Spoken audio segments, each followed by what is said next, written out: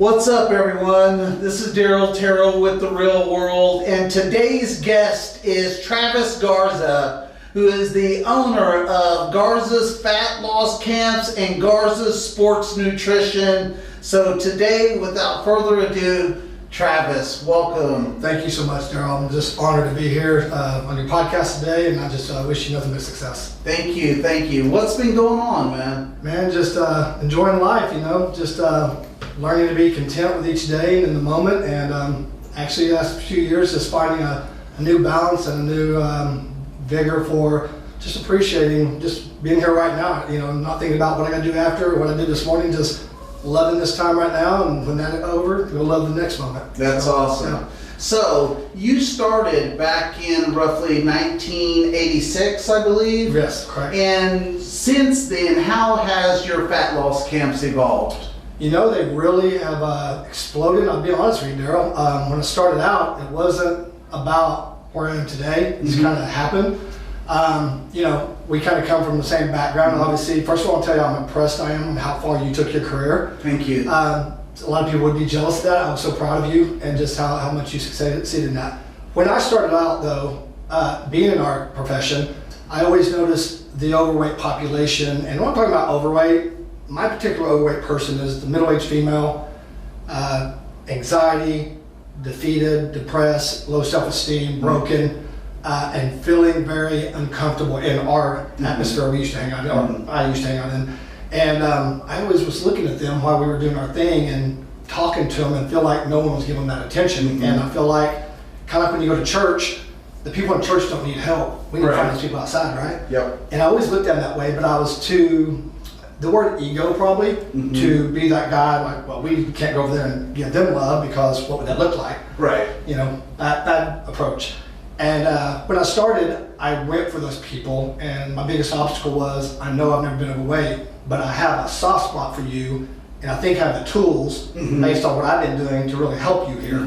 And I started off with 5 or 10 people. I was doing personal training forever. Right. And then I need to do this on a larger scale. So I took 10 people and created this little challenge thing, and I went against the industry grain of, we've always said, we'll give you money back if you're not satisfied. Right. I said, you know what? Everyone's saying that. Let me do this. I will give you money back. I just need you to lose 20 pounds because you have 80 to lose. So I knew it would be a no-brainer. I wasn't taking on people like us that you're not getting your money back. I was looking at that person that give them that confidence of losing 20 pounds. Even though you need 80, give their money back and say, look, can I use you to help other people? Trust me. Right. A not overweight person. And Daryl stuck true to that. I've changed over the last few years in my approach, but I went one step at a time, and next thing you know, as other towns were asking me to come there, and I did that in Oklahoma, and the next thing you know is people all over the United States were like, well, I got a brother-in-law, so I took my kids' college fund and opened up a legit live broadcasting system that we now have over 1,000 people, Japan, Australia, all over the United States that can do it from home because of my patent 5-pound dumbbell workout. Wow. Which is not intimidating to people, right? So if we walk up to the very 250-pound woman and say, give me 40 minutes, 5-pound dumbbells, how you feel? They're like, that doesn't scare me. And we would bring them into our fold, and we were successful with that, and of course the eating plan. And then we went into people saying, I want to put up a camp in Chicago, and that's why we have 7 there, and now we're in Atlanta, and it's just, I don't push it though.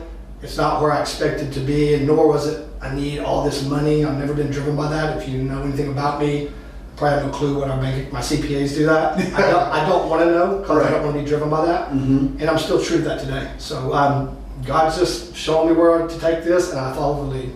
Well, I love that you said that because I feel like in this health and fitness industry, so many people are driven just simply by the aspect of money. 100%. And with that being said, I think that if us as personal trainers took more an initiative to focus on the person, money will come. But we have to give the person what they're seeking from the money and the service that we're giving them, which is the results. True.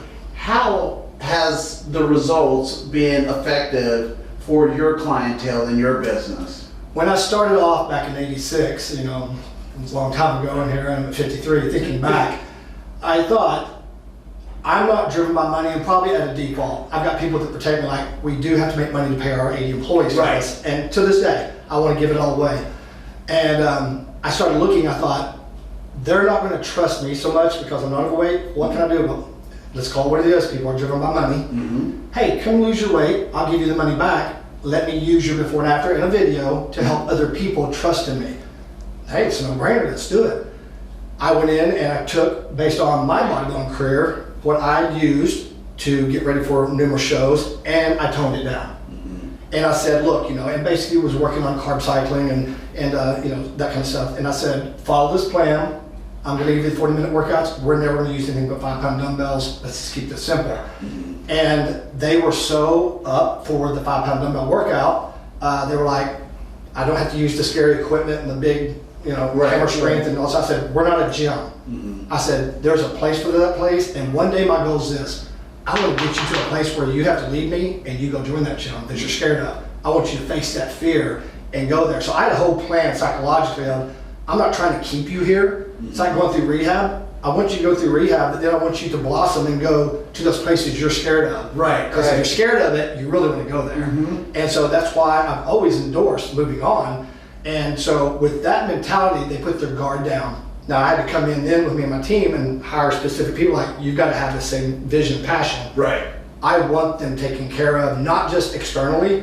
I want to work with them because they are women. My niche, very small niche, are self-esteem, been told you're going to be fat the rest of your life, you're always going to be unattractive, been beaten down. And I kind of just go back to my mother and probably had a sensitive spot for those people. And my mom wasn't overweight, but she had that mentality deep down.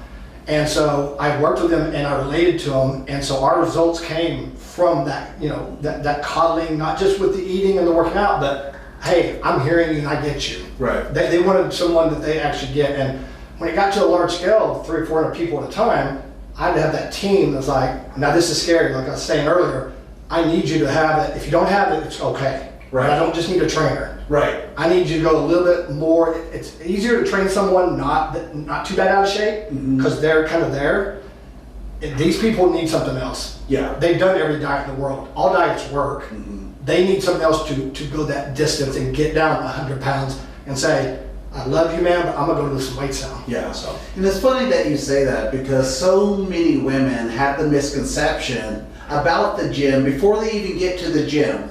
As soon as they get to the gym, then they think, now if I lift even light, I'm going to get bigger. Right. Or if I do this too much, I'm going to this is the look I'm not looking for. Right. And I think, it really does take a certain type of coach, a certain type of trainer instilling in their mindset that, hey, I'm trying to get you to this look because we're already here. Right. But with that, we got to do some work in between. Right. And it's good that you're going about it that way because psychologically you're helping them feel comfortable. And it's funny because I was talking to a gal this week who she came to the workout and I had asked her, what is really bothering you? And she said the very thing that you just said. I was in a relationship, I was beat down, I was told I wasn't good enough, and I merely said the exact same thing that you did, meaning that this is the place that you're going to get your recovery from. Yep. This is the place you're going to grow from. This is the place that you no longer have to worry about someone telling you what you're not, but I'm going to tell you what you can be. Sure. And show you how to do this. And I wish more people would go about it in that approach rather than them coming to the gym, taking their money. Yes. And they're just another they're just another cycle of people throughout the day that's giving them money and very little in the return. Let me tell you, Daryl, something that we even have shirts with it, and this is the hardest thing to teach these women. I don't say teach, but to help them. I'm like, you're going to feel really weird about what I'm going to ask you. And I'm talking to 300 women here. I'm like, for the next 6 weeks, before you shower tonight, butt naked. I know this is weird for you. I know for a fact you do not look in the mirror and look at your body. I said, checking it out. You avoid it, you look away, you run to the shower, and they raise their hands and they're crying. how'd you know that? I go, because I know I've dealt with you all my life. I want you to start doing something that you're not going to believe at first, but I want you to look in the mirror and say, look up and down at the nudity and say, I am content with where I am right now. I said, I didn't say you had to be complacent. I didn't say you had to be okay with it or like it. Emotionally though, I need you to be, I'm content, because otherwise, my 6-week program, you're holding your breath saying, I'll be content when I lose 20 pounds. And I said, that's a misconception the outside world thinks that I do. And I said, not at all. I want you content each day. And then you're like, oh my gosh, I'm content today, but I'm down 10 pounds. Right. I'm content today, and I wore this dress. And I see these people at the end, they're like this in their chairs. They're standing upright and looking around. Empowered women that are like, I can do this. And they're single moms 100% of the time with 3 kids, trying to make ends meet. And so we have a work shirt, we have a content baptism. I have a drape, and we award them their shirt, and we don't call it way out. People use that word, that's not what we use. It's a milestone. This is just a stop, like kids. Kids have different milestones. Some walk at 2, some at 3, some at that. So why do you think your weight needs to be down as much as hers? This is your milestone meeting. Here's your shirt, they put it on, they walk through, open the drape, and go to the whole crowd. I'm content today. I'm content. And we're all applaud, and then, hey, maybe you need to go now to, let's just use 4-star. Hey, I think if you go to get a trainer, you're ready for that. Maybe you need to go to another round here. Go try our hard body out, which is an 8-man thing to work out. And then you graduate into the big gym they're scared of. Right. We try to move them into where they want to go. It's never about holding them back. It's not about keep that membership to me. If you're in my inner circle, people will say, that's the last thing on his mind. What's right for you, Daryl? So. Let me ask you, with all the success that you've had, what are some of the struggles that has come along with that? I would say by my own doing, I'd say perception of who I am. I just wrote this book, a tell-all, and I saw that. And what I did was, I won't say I woke up one day and decided I need the world to know who I am, because as much as people may think it, I can tell you with complete honesty, and I would challenge them to come forward, I'm not the guy that's ever in my lifetime badmouthed another camp, gym, trainer, whatever. Does it come at me? I have headquarters meeting every Monday, and 10 of my staff are like, used to, hey, this is what they're saying over here at this place. I'm like, that's okay. Let's put our energy on these people that need our help, who are out there mentally defeated. I said, that's okay. Lisa, your word. I don't play that game, and that's okay. But understand too, on a surface level, you're brought up to be, that's a competitor. They're competing. Right. We're all competition. My stance is 86, and my stance today is, we're all in the fitness industry, and here's how it's got to be looked at, Daryl. Every camp, and every gym, and every personal trainer, there's a person that can use that style. There's a person that can use 4-star style. There's a person that can use Daryl Terrell total package training. There's a person that can use Travis only 5-pound dumbbells that people criticize about. There's a person that can use Burn Fitness and 10 Gym and all those. They have a place for somebody that's what appeases to them.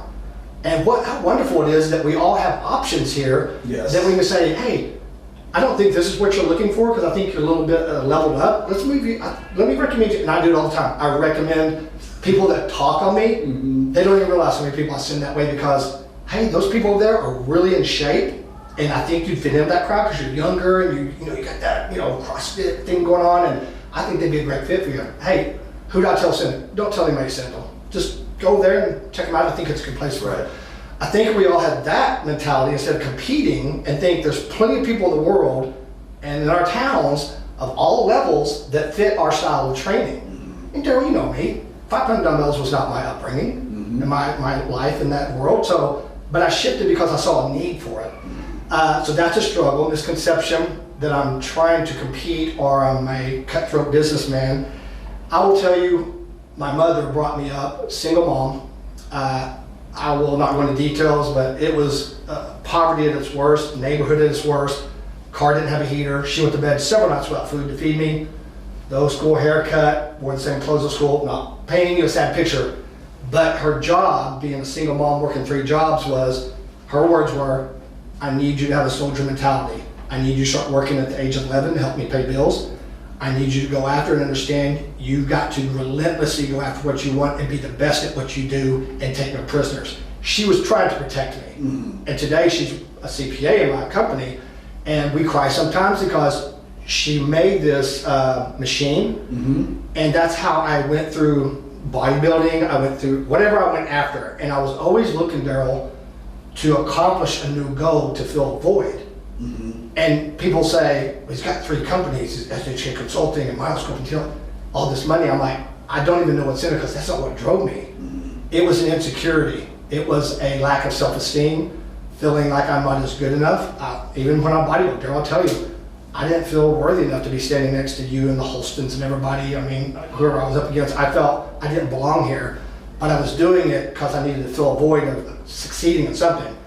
So has my success come in people's eyes of thinking he has it all? Sure, but it's come with a heavy price of insecurity, self-doubt, not feeling a part of, out in California with the big dogs in meetings saying, why am I here? But that's changed a lot over the year. And so with that, Daryl, came that I have to be the soldier man. And so in front of my challenges in my group, I was putting on an act, if you want to say, listen, I need you to follow this eating plan, I need you to do this workout, and that's just all there is to it. Because I felt like I could help them succeed with that. Right. But also they got to see my other side of caring, so it worked. Right. But it had people, as I started learning about myself, people like, I'm scared not to do this because what if he gets mad? And I thought, man, when I get mad? I never did. But when you write the words FTVI and you say follow the damn instructions, you're setting a statement. I was trying to do what I felt like, Daryl, maybe me and you were self-taught, is you've got to be disciplined. You've got to work out hard. You've got to do cardio. You've got to do that. And that's just the way you do success, because that's what I brought into this. So that was an obstacle I felt very hurtful over when I found out how many people that were already broken, low self-esteem, and then they had the commander there. Not that boot camp degrading thing. Never did that. I don't have that in my body. It was just like, as a matter of fact, this is what you're going to do, and we don't need to think You're about just a things. matter of fact. Yeah, yeah. My stance has changed over that, and I really went out to people and said, I'm sorry. And they said, well, Travis, it worked. I'm like, it worked though, but I said, I don't want you leaving with that stance of how I trained myself to be successful. My mom trained me. I said, I want you to see what in here I've always felt. And I said, it's because I love you. And I said, I care about you. And I said, I want you to be healthy up here and be okay with you as you are, not when you're 20 pounds down and all that. I said, I set that up, and I used the word challenge, which no longer I'm using, because if I'm challenging Daryl, it's a challenge. My God, I gotta be challenged and stressed out, and I gotta hit that 20 or I'm a loser. See, so many people would end our programs 20, 30 pounds down. Did that person hit 19, Daryl? I'm like, you lost 19 pounds of fat because my program's set up to lose body fat, not muscle. Thank you. You should be happy. The eating plan is to strip body fat, just like I did with bodybuilding, at a toned down deal, and to keep your hard-earned muscle. And I said, you lost 19 pounds of fat. I know, but I didn't hit the 20 because it's called the 20-pound challenge. Right. There I started seeing people that I'm like, why did you leave? It's like, I just failed. I said, you failed? You did amazing, and I told you that. Well, you told me about it, and I didn't feel like it. So I started reading and reading and reading, and the psychology of you're challenging them, which is okay, but we can do it in a different way. Push them a little bit, to come on, support them in a different manner, especially my clientele. Right. And then thousands of people have reached out to me saying, dude, why are you apologizing? This worked for me. I said, it worked for you, but I lost about 1,000 people also that did not handle that kind of tone or that stance and that look of, you know what I mean? So God bless you, that worked for you. I'm happy I helped you with your life and where you are now, but I need this other part of people, if I truly care, that I need to go and say, look, let me show you a different approach. I'm still going to challenge you, but we don't have to put that levy on you, being challenged and performing, because someone's done that all your life and it's broke you. Right. And that's very good that you went about it, in that way, because you're right. So many people are already, they come to us broken. Yes. And, I've experienced that where I have been very matter of fact with a client myself, and, and sometimes people like being pushed to that level. Some people need to be taken or talked to at a different level. And not everybody is the same. Some people reciprocate how you talk to them in a very positive manner, and some will not. But with that being said, How have you made changes in your format now to go about appeasing everybody? The change came about when I went through an 8-month chronic battle with anxiety. I'm not talking normal anxiety. It was dialed up at the highest human level I think possible for 8 months. It didn't ever go down. I woke up on a Sunday morning. I went to bed with my wife and kids. Woke up Monday and I was in a nightmare. Fast forwarding, was always trying to fix it and cure it, and went to $20,000 a specialist to find the answer. And being the man that was brought up on, I have overcame everything in my life with sheer willpower. I will do it again because I'm trying to scars it, and not egotistical or cocky. It was, I've used my willpower and my drive to do what I've done today. I'm going to do it again. It pretty much told me, no, you're not. You're not going to do that. And I started going, what do you do with this? So I had to pause, Daryl, in my whole life and tell my 80 staff members in my headquarters meeting, I need you to take over a little bit and let me see what I'm doing here. Read, went to specialists, started looking, because doctors will give you a pill. And I'm like, I believe that helps, but it's a Band-Aid. Something triggered this. I went and researched, Daryl, that you cannot get rid of anxiety. It's an emotion we all have. Mine's just dialed up a little higher. So I learned to build a relationship with it. Don't fear it. Okay, let's become friends here. Learn how it operates, observe from it. Don't be in it. It's like if we're in this box right now and it's raining outside, we're looking out, watching the rain and experience it from a viewpoint. If I walk out there, me and you, we're gonna get wet and lightning, we're gonna experience it. I took the stance, I'm going to be in this box and look at this anxiety and study it. And I came up with several tools on how to deal with it. Meditation, all kind of things. I then woke up, once I had 8 months later, I kind of got this under control. And I went back in and I started looking at my clients. I call them my people, I shouldn't say that, but they like me to say that. I call them the Garza gang. And I started seeing them through a different set of eyes. And I thought, my gosh, you have a food addiction. And I'm expecting you to go through this for 6 weeks and just get it. I have anxiety, you have a food addiction, you have this, we have different topics, but my approach is the same way. I want you to build a relationship with that food and that addiction and learn how to make changes in it. Don't try to ignore it like, oh, there's that temptation to go eat that addiction. Because all you're doing is creating a monster in your mind. And the more we ignore it, the more you're going to draw to it. So the bigger the monster becomes, the more you're not going to outrun it. So you might as well turn. And so I started approaching. I came out with, in January 1st, I took a break for 3 months from doing any kind of programs. What's going on, Travis? So I had my first, I called it the Revamp Challenge. Although I don't like the word anymore, I call it Revamp. And they were all like, what is it? So I came up with a whole new eating plan. And I stood in front of 350 people and I said, I was in jeans and something else. They were like, he's not black. And which has been my thing. And not by any purpose, just happened to be that way. But I was like, I'm here today to be just completely transparent with you. I'm no different than you. I said, I'm insecure. I feel less than. And I said, I never realized how much me and you have in common. I always looked at you like, I need to fix your weight loss problem. I said, I don't need to fix that. I said, I need to work with you on my own understanding on how to help you mentally to learn to live with that, because that addiction's not going to go away. It's like an alcoholic. It's not going to go away. You've got to learn to build a relationship with it and tame it and understand it. People think they're going to get rid of those things. They're embedded in you after a while. Once your subconscious has put those in there, but you can dial them down, just like my anxiety. So I told them this is going to be a harder program than the original 6-week challenge. They go, how can it be harder? I said, because the mental work I'm going to have you work, I've got homework assignments that I use on myself. Everything I bring to the table, I'm doing with myself every day. Will it be inconvenient? 100%, because you're like, oh, do I have time for that? You do if you want to learn how to long-term deal with your food addiction and your cravings and all that stuff. I said, but I can help you with that.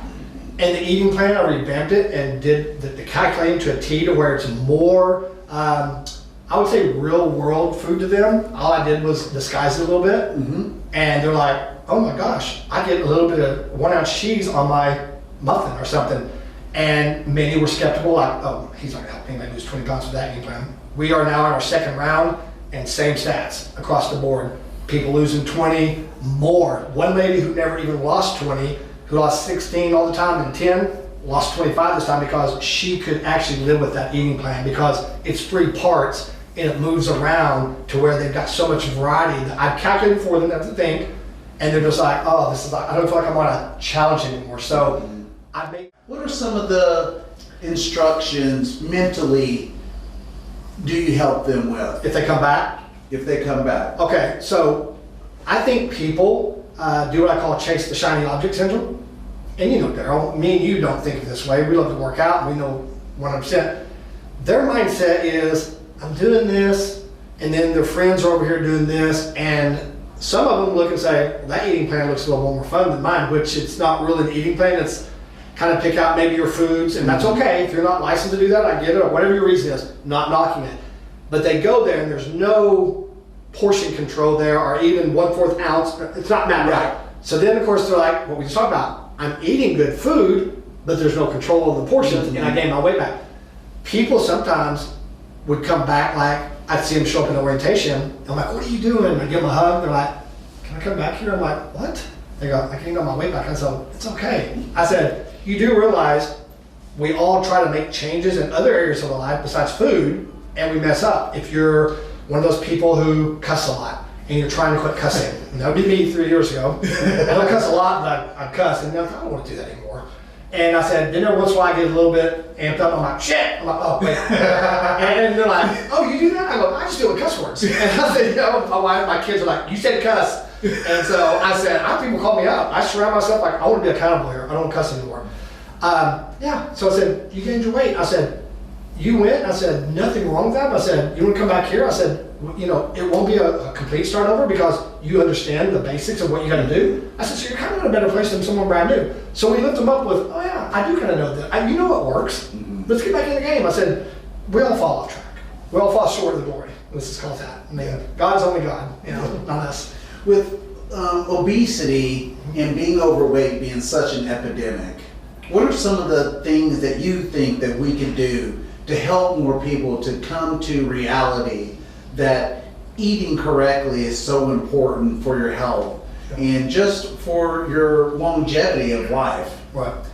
Daryl, I think, and I've already given this thought, kind of in particular to your question, you know, I did this out in California for 4 years. I was in with about 10 people, and, you know, they were open to it, but, you know, it comes down to education.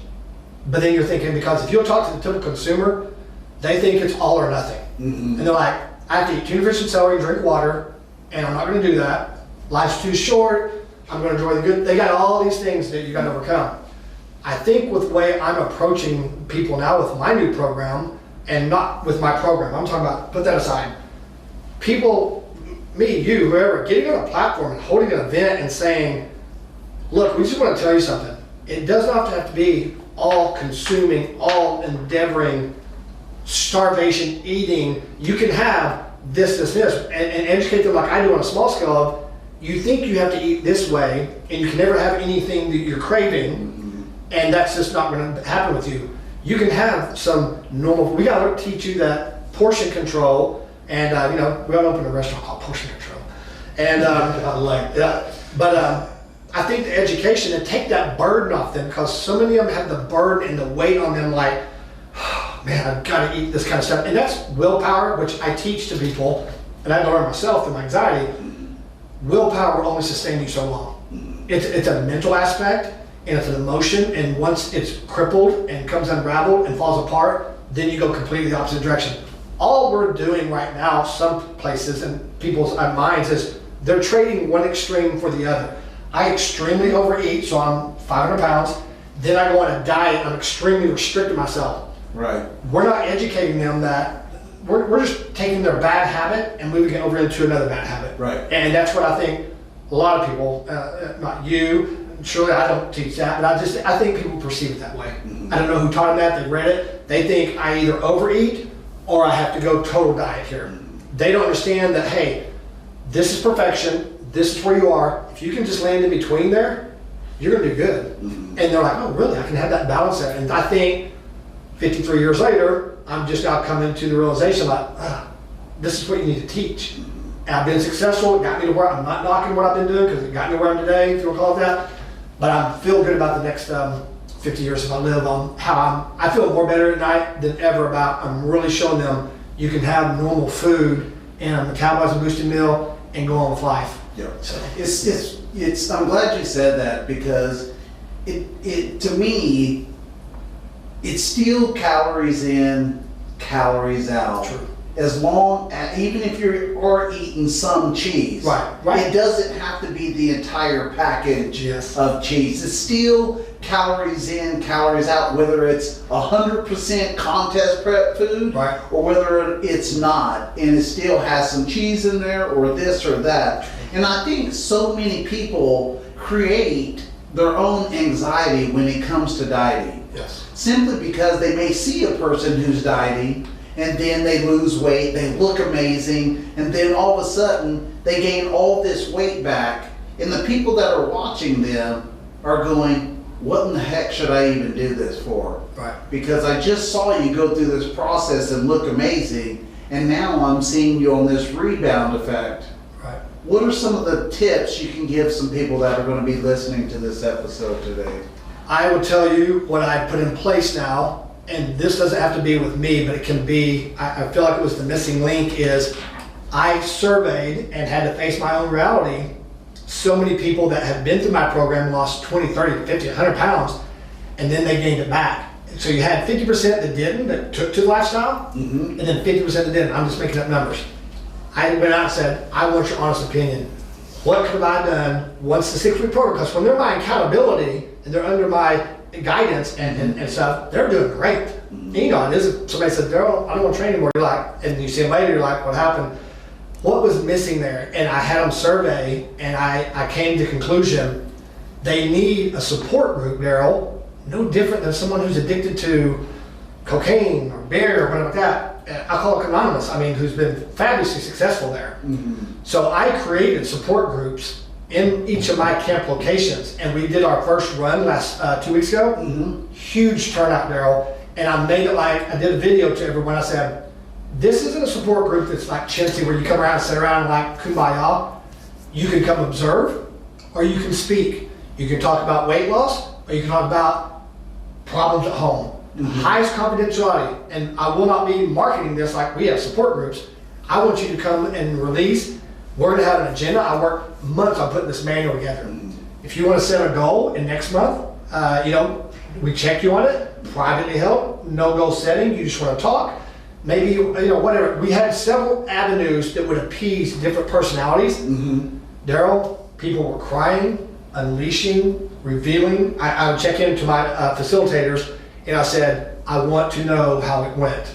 Because if I'm there, this isn't my own, they said, try to stay out of this. Because if you're there, they're a little on edge anyway, and I'm like, I hate that.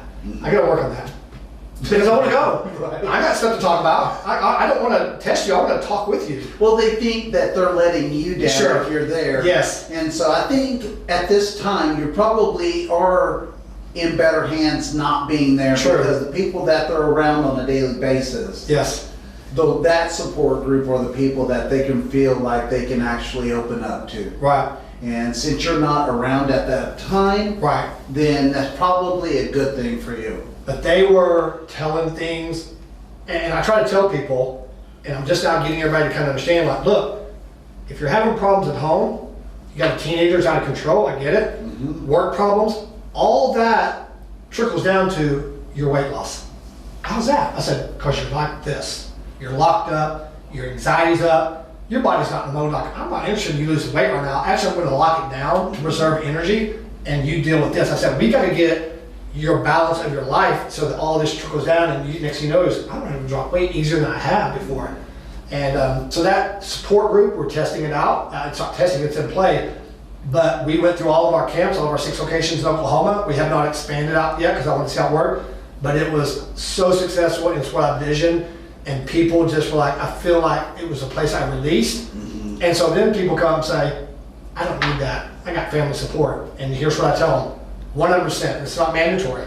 But I will tell you, my 8 months battling chronic anxiety, my wife, best woman walking the earth to me, heard me every day talking about it, Daryl. I was crying, I was freaking out, I didn't know what to do, and didn't sleep ever, couldn't close my eyes, and she listened, but Daryl, she didn't have it, so she couldn't relate to it. Right. She just supported me. So your family will support you, but this group is specialized for people who are like, I get you.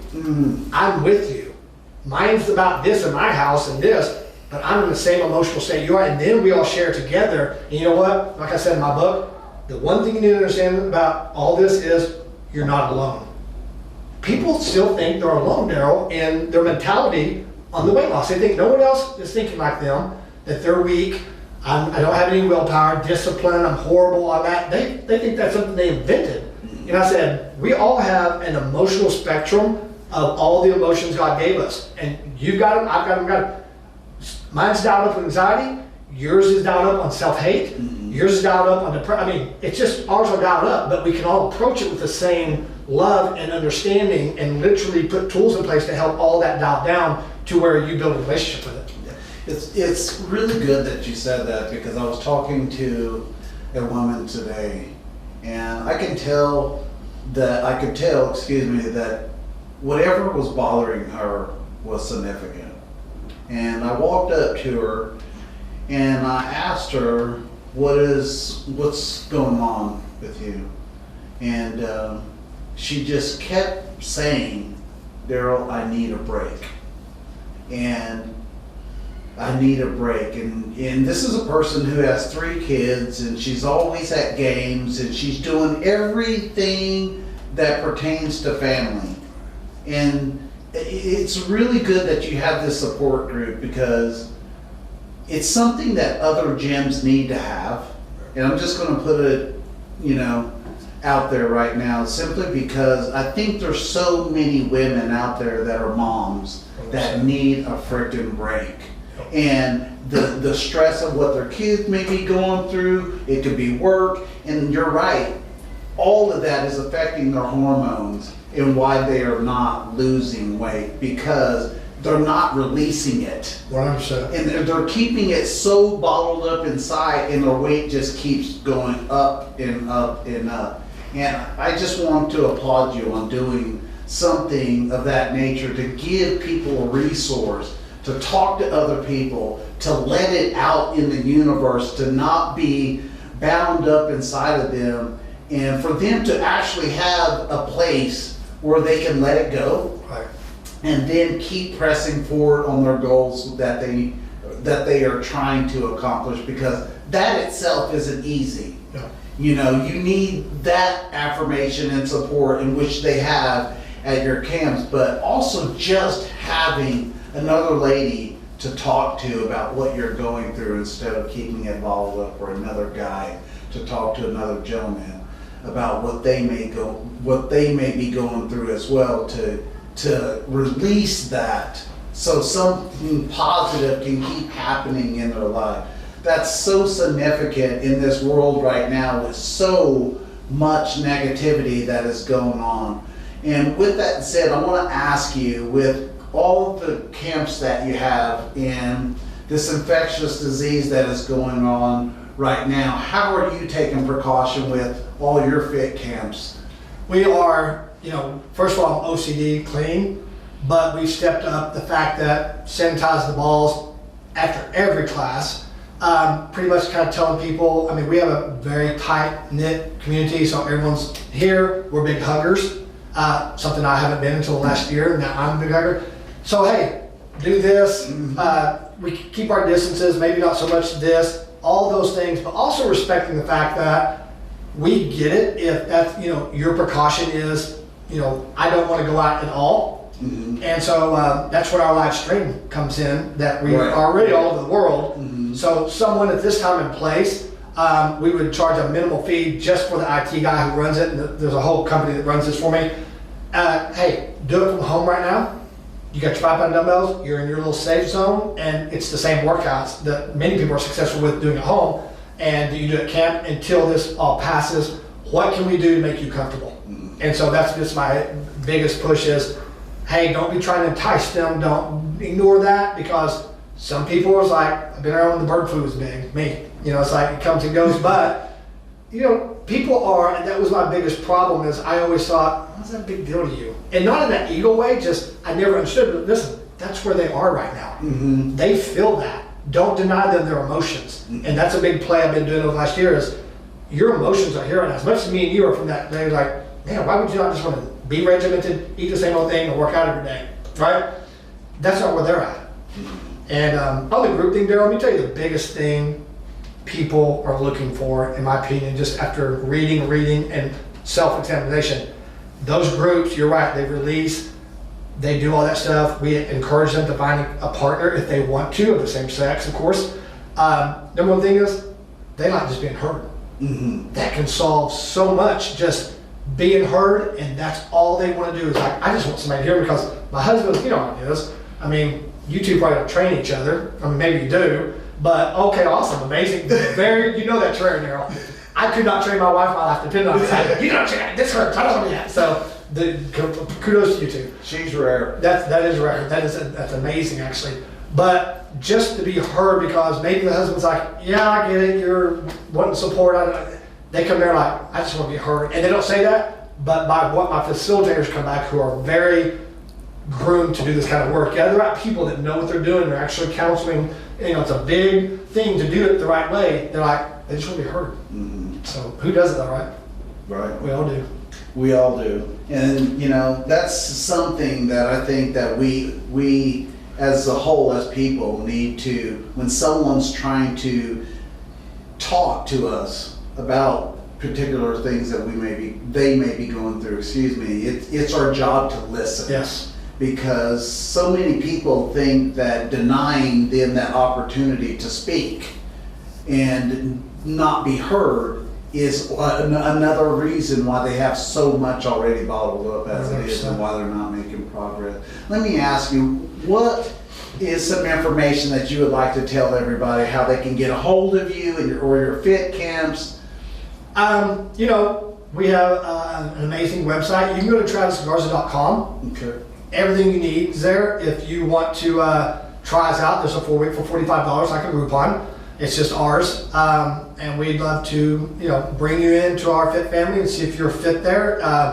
We would love you to be a fit, but I promise you one thing: if it's something that's not right for you, before you leave, we're going to find a place in town that caters to that particular need that you're looking for more than ever.